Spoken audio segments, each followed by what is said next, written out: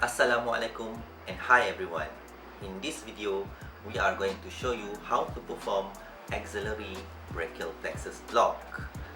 The Axillary Brachial Plexus block is relatively simple to perform and associated with lower risk of complications compared with interscalene and supraclavicular brachial plexus blocks.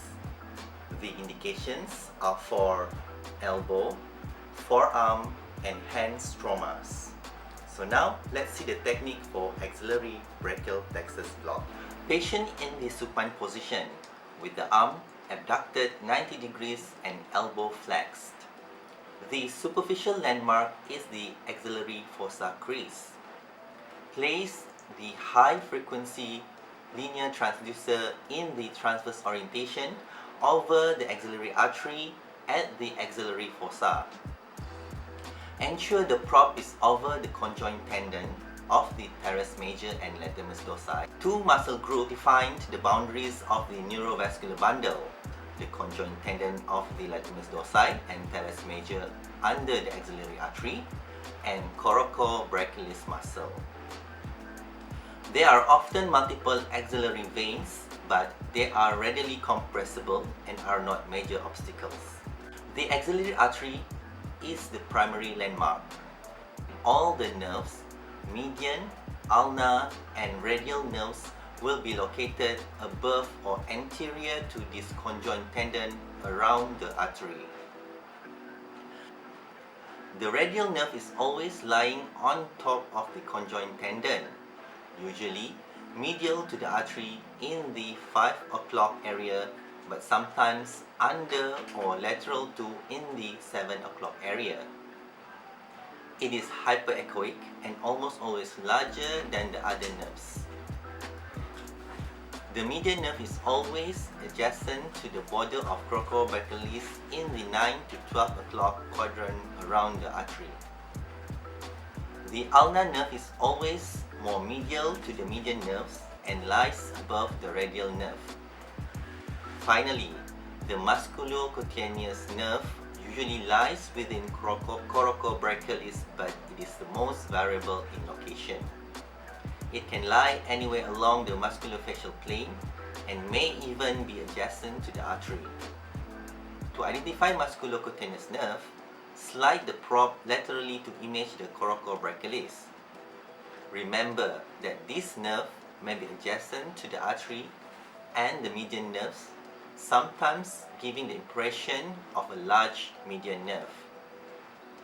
Moving the probe distally will reveal the nerve as it slides laterally in the facial plane through the muscle.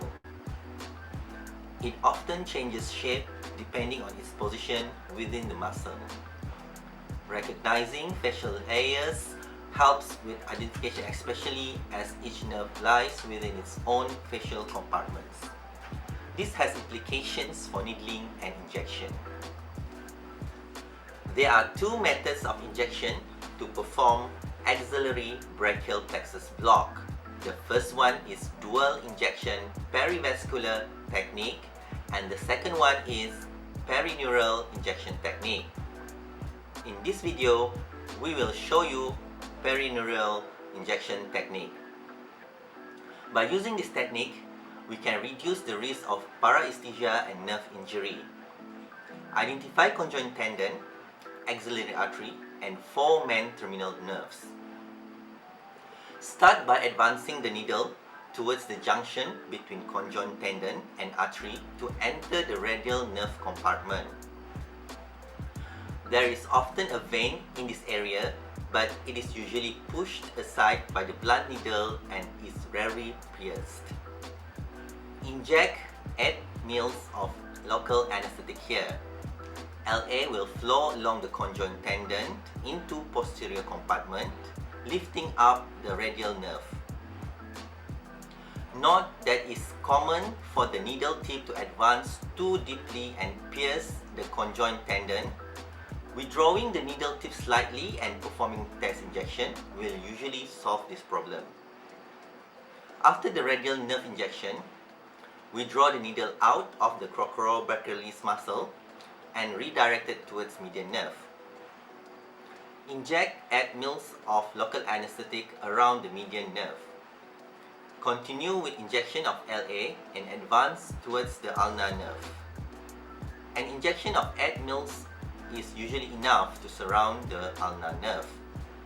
Finally, target the musculocutaneous nerve by withdrawing the needle and shifting the probe as needed to clearly visualize the nerve. Advance to place the tip within the fascial envelope of the nerve while avoiding the nerve itself. Do not hesitate to make a new skin puncture, especially if the nerve lies very far away from the main plexus, so that the needle angle is not overly steep. Now, all the nerves, median, radial, ulnar and musculocutaneous nerve are blocked. Our job is done. Thank you for watching.